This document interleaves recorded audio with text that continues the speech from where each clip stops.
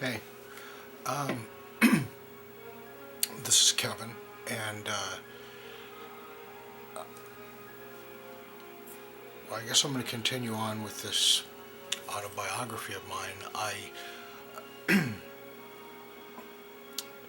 You, one thing to understand here is mainly I'm doing this for me. This is therapeutic for me, and I'm, you know, having kind of a hard time right now, and really exploring myself and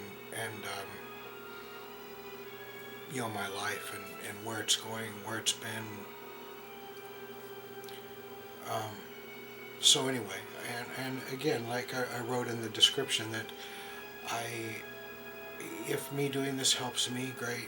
I didn't write that in the description, but if I can help somebody else, if whatever in the course of doing this, if there's some piece of information out there that somebody can latch onto and it helps them, then great. Then it won't have been a waste of time. Um, there's people that are going to disagree with things I have to say, opinions, perceptions, whatever, and that's okay. It's really okay, and that's part of the beauty of what makes life interesting is that we're not all the same. Um, I, uh, I think diversity is a wonderful thing. Anyway. Uh,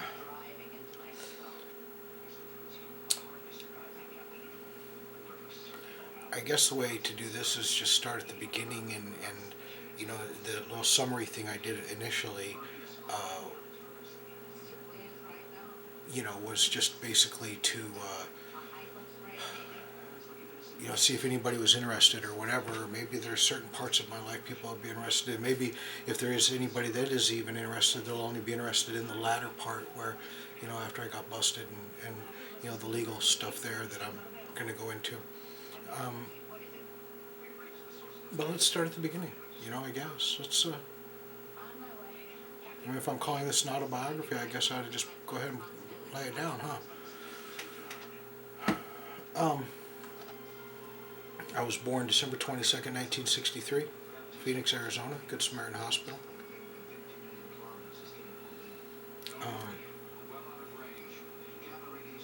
My mom was 17, my dad was 22. My mom, and again, mind you, this is not scripted. This is kind of, I can never remember that term, but the free flow of thought. And if that's annoying, well, I can only upload 10-minute clips at a time, so right, can't be that bad.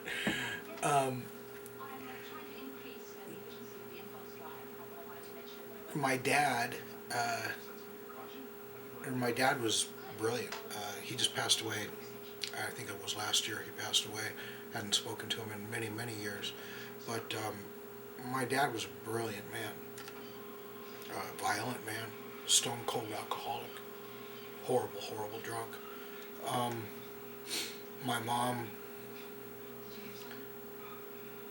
I don't know, my mom is, back then, she was young, she was 17, she was impressionable, she was in love with my dad, and, she got pregnant on her 17th birthday, conceived me on her 17th birthday, and so I came along. I've always believed that my parents resented me, and even today, if you look at how my mom treats me, I feel like she treats me like, I'm more of a bother than anything else. And but my dad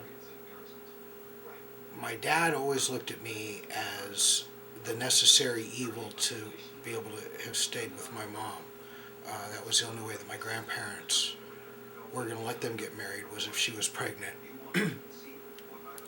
So you get the picture. That's pretty much the way that, things were. I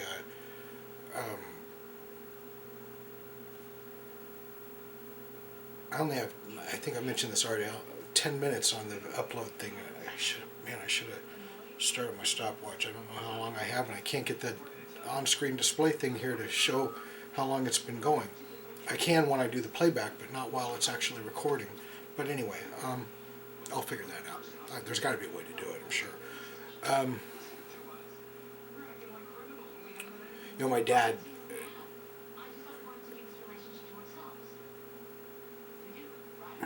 My dad admired people who, like, were violent type people, whatever, and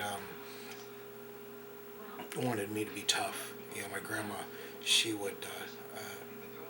My grandma just passed away in August, and she had stayed with us for the last about 8 months or so of her life, which was nice. That I always told her, I was the black sheep of the family, and there's some other stuff we'll go into, but I always told her, I said, in the last days of your life, I'll be the one that's there for you. You've always treated my brothers better. You've always favored my brothers over me, but I'll be the one that's there, and I was, and that was pretty cool to be able to make that prophecy come true.